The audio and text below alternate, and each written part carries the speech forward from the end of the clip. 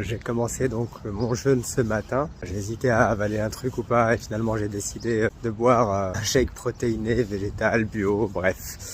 Comme je fais du vélo, je fais quand même 22 km dans la journée pour aller jusqu'au travail. J'ai préféré assurer le coup et j'ai largement le temps de faire les 48 heures ou 72 heures si besoin. Alors je connais les signaux et les différents symptômes et les phases par lesquelles je vais passer pour l'avoir déjà fait. Et ce qui est drôle, c'est que en fait, dès qu'on commence à faire une descente alimentaire, même petite comme celle que j'ai faite, on commence déjà à ressentir certains de ces symptômes.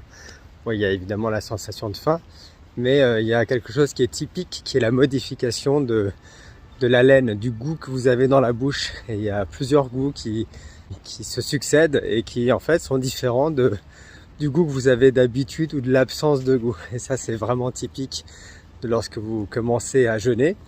Et ben ça commence en fait dès que vous faites la descente alimentaire.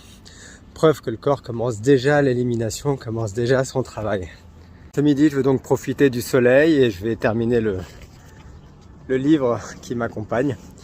Je pense que c'est bien d'avoir un support de lecture comme ça autour du thème du jeûne lorsqu'on se lance là-dedans, parce que c'est tout de même un soutien psychologique, un soutien moral.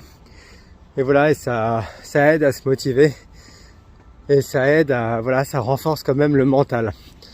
Donc voilà, si vous vous lancez là-dedans, pour votre corps, pour votre esprit, je vous recommande la lecture d'un livre sur le thème du jeûne pour vous accompagner.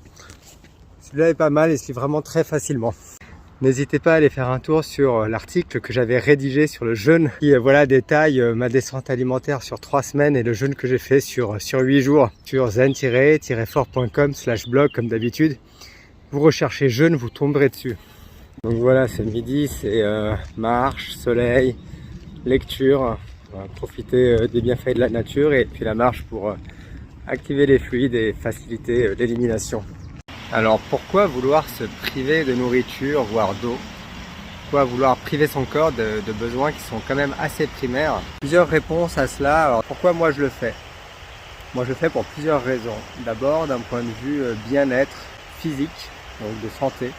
Pour me sentir bien dans mon corps, me sentir voilà, en pleine santé, quelque part remettre un peu les compteurs à zéro liés aux différents abus que j'ai pu faire, nettoyer mon corps de l'intérieur, favoriser ce nettoyage, cette élimination, et parce que c'est pas souvent dans l'année où on le fait finalement. Est-ce qu'on le fait d'ailleurs? Est-ce que vous le faites de temps en temps? Et donc j'ai besoin de...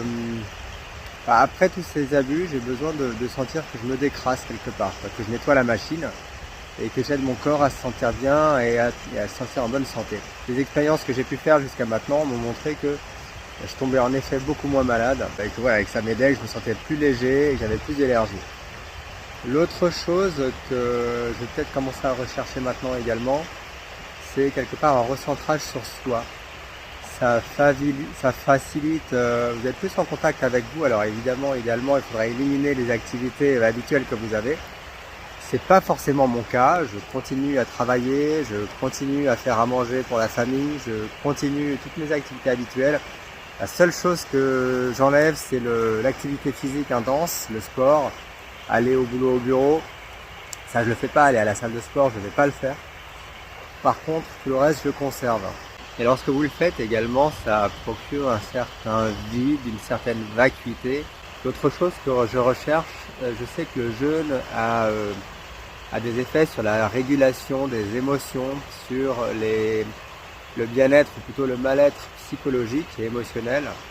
Et donc je recherche cela aussi. C'est-à-dire que dans ma recherche de bien-être, je ne recherche pas que le bien-être physique, mais également le bien-être mental et émotionnel, parce que, comme vous le savez, tout est relié.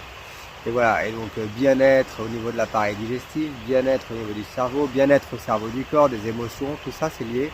Donc c'est aussi ça que je recherche, ce reset pour remettre les compteurs à zéro à ce niveau-là. Dites-moi ce que vous en pensez, si c'est quelque chose qui vous intéresse, si vous-même en avez déjà fait, ce que vous en avez retiré. N'hésitez pas à me le dire et à me faire un petit retour. Bye.